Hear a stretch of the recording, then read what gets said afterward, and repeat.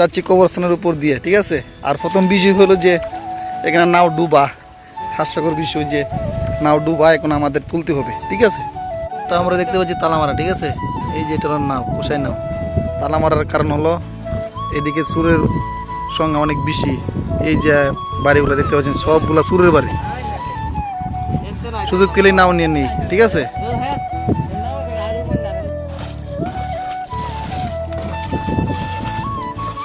Guys আমরা এখন রওনা দিলাম। তো এটা কিসের দূর বা কিসের তাওয়া এটা হতে পারে, মানে আমি যেটা মনে করি মানুষে হাওরে হেত খাইটা জমি কাইটে এদিকে বোরকা দিয়ে নিয়ে আসছে, ঠিক আছে। সেই কারণে এটা দূর হয়েছে, বা তাওয়া যেটাই বলেন আর আপনারা। দেখেন হাওরে কত গরু, এতগুলা পানির মাঝে গরু ঘাস খাচ্ছে, ঠিক আছে। এ তো পানির মাঝে গরু কিভাবে ঘাস খাচ্ছে দেখেন। এই বছর বৈশাখী শেষ না হতে হতেই গরু হাওরে এসে পড়েছে। আর তাছাড়া পানি, প্রচুর পরিমাণে পানি, মানুষের অনেক জমি ক্ষয়ক্ষতি হয়েছে, আপনারা দেখতে পাচ্ছেন। গরু এসব কি আছে, ঘাস নাই, কিছু নয়, শুধু খেরের মতো আর কি, আমরা যেটা বলি ডেঙ্গা। হেই লুক এট, এই দেখেন গাইজ মহিষ ওরফে বৈশ, আমরা যেটা বলি গ্রাম্য ভাষায় বৈশ, ঠিক আছে। দেখেন কিভাবে খাচ্ছে। এরা মনে করেন যুগ বুঝেননি, যুগ ধরলে যুগ সুদ্ধা সহ খায় লাই, এরা এমন আসুদা বৈশ। তো গাইজ আমাদের হাওরের রাস্তার কি অবস্থা দেখেন, ডুবা অবস্থা, ঠিক আছে। দেখেন আমরা এখানে এই সড়ক দিয়ে রাস্তা দিয়ে পার হচ্ছি। এই বছর মানুষে ধান এনেই শেষ হচ্ছে না, হাওরে ধান রয়ে গেছে। আর এমাদা নাও নিয়ে বসে আছে যাত্রী নেওয়ার জন্য, ঠিক আছে। পানি ছেনে তো এরকম হয়েছে না, নাও কিভাবে চলবে হাওরে। ও গুরু আমাদেরকে দাঁড়িয়ে গেছে, ও মাই গড, অসাধারণ চান করলে গুরু, ঠিক আছে। বাসুর সামনে এই হাওরের মাঝখানে গুরু কি করছে, না পাচ্ছে খাবার, না পাচ্ছে কিছু। ও মাই গড গাইজ দেখেন হাওরের রাস্তা দিয়ে আমরা নাও নিচ্ছি, ঠিক আছে। এত পরিমাণে ডুবো হয়ে গেছে। দেখেন এটা হলো রাস্তা, মেন রাস্তা হাওরের। আর ওই সাইড হলো ফাঁকার, ঠিক আছে, যেটা হাল বলে আর কি। তো মানুষের এই বছর অনেক ক্ষয়ক্ষতি হয়েছে, কারণ ধান আনতে পারছে না, ধান ডুবে গেছে।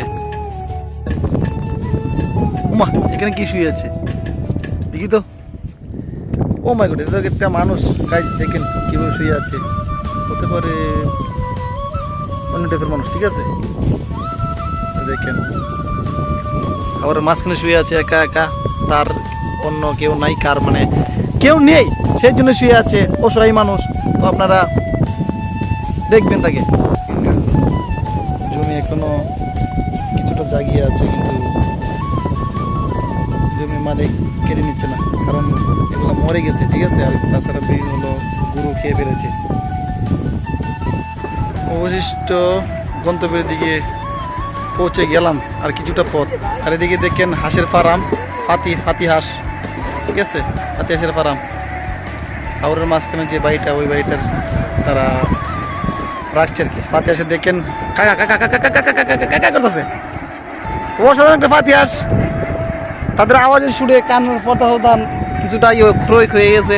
এখন দেখেন সামনের দিকে কি আসছে, ওই দেখা যায় আমাদের চুপি, ওইদিকে। এই দিকের কিছুটা জমি তলিয়ে গেছে, আর তারা জমি কেটে এখন খেতে বসছে, ঠিক আছে। দেখেন মানুষ কতটুকু কষ্ট করছে জমির জন্য, ধানের জন্য। অবশিষ্ট আমরা গন্তব্যে পৌঁছালাম, ঠিক আছে। এই দেখেন আমাদের চুপি, ছোট একটা চুপি। তো এটার জন্য আমাদের হাওরে আসতে হচ্ছে, এত কষ্ট করে। নাও নাই, না অন্য নাও নিয়ে আসছি।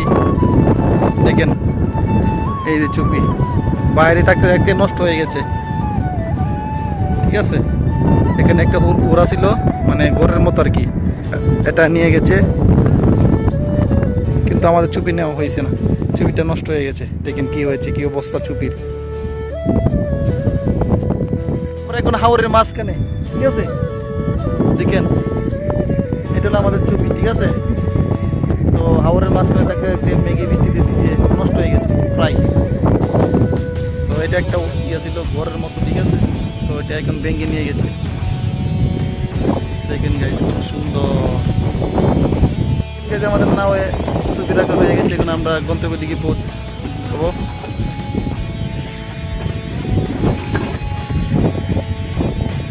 কত কষ্ট, আবার চলাচলের কত কষ্ট।